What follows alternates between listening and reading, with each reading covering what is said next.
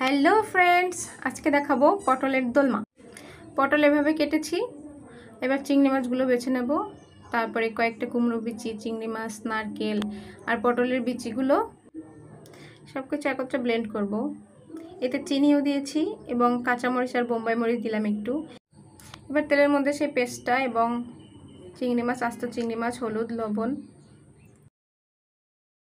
একটু চাল বাটা দিয়েছি, চিনি গুঁড়া চাল, পোলাও চাল যেটা, একটু কাঁচা সর্ষের তেল দিলাম। এবার সব মশলা একটু ভাজা ভাজা হয়ে গেলে, শুকনো শুকনো হয়ে গেলে নামিয়ে নিয়ে পটলের ভিতরে এভাবে ঢুকিয়ে দিলাম।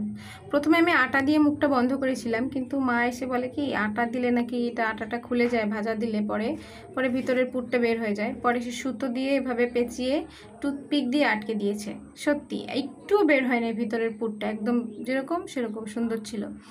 এই যে পটলগুলো ভাজা হয়ে গেছে, ভেজে নামিয়ে নিয়ে এবার তেলের মধ্যে ফোড়ন দিলাম এলাচ, দারচিনি,